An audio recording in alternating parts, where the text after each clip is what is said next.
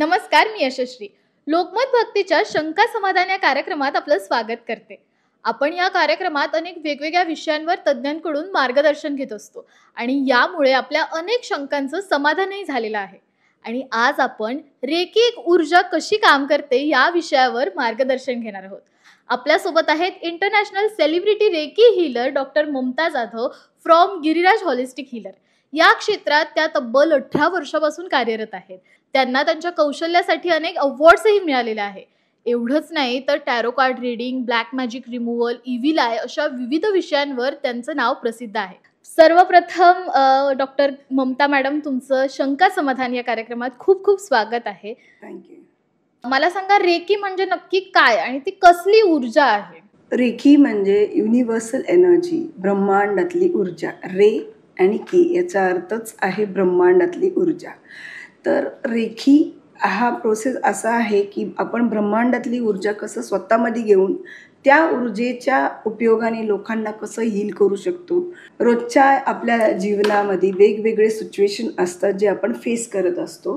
तर त्या negative situation असतील तर त्यातून कसं बाहेर यायचं, स्वतःला कसं हील करून घ्यायचं किंवा या ऊर्जेने आपण दुसऱ्याला कसं हील करू शकतो, यालाच रेकी म्हणतात. युनिव्हर्सल एनर्जी, दॅट इज ब्रह्मांडातली ऊर्जा. मला सांगा, इंडियामध्ये रेकी कशी आली, कोणी आणली आणि नक्की कधी आली?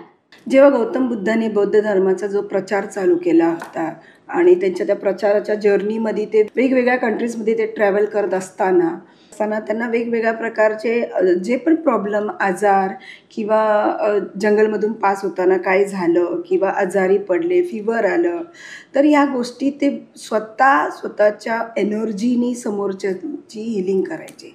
आणि त्या काळातून ही हिलिंग कॉस्मिक एनर्जी म्हणजे ब्रह्मांडाची ऊर्जा जी त्यांच्यामध्ये स्वतःमध्ये जी होती त्या ऊर्जेनेच ते त्यांचे फॉलोअर्सला हेल्प करत होते, हील करत होते. त्या काळापासून ही रेकी ही प्रथा चालू आहे.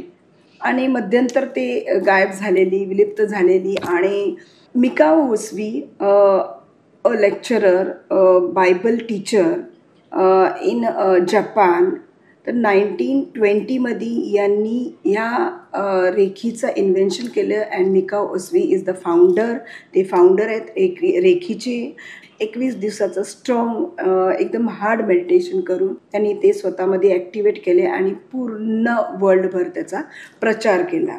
आणि तसंच ते 1970मध्ये इंडियात आलं आणि याच आपल्या ऊर्जेला रेकीच्या माध्यमातून किंवा रेकीच्या नावाने इंडियामध्ये परत हे मोडॅलिटी चालू झाली.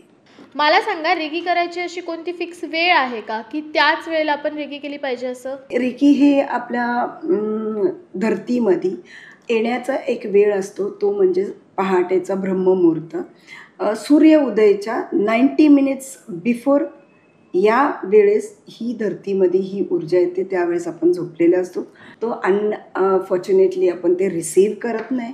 आणि त्यामुळे ह्या ऊर्जे रिसीव्ह आपण इतर कुठल्याही मोमेंटमध्ये करू शकतो जेव्हा तुम्ही एक रेकी मास्टर असता किंवा रेकी शिकलेले असता. जेव्हा आपण रेकी शिकणं याचा अर्थ असं की आपण कुठल्याही वेळेस ब्रह्मांडातली ऊर्जा आपण स्वतःमध्ये घेऊ शकतो. आणि ब्रह्मांडातली ऊर्जा जेव्हा आपण स्वतःत घेतो, हे आपल्या शरीरामध्ये 114 चक्र असतात. त्यातले 7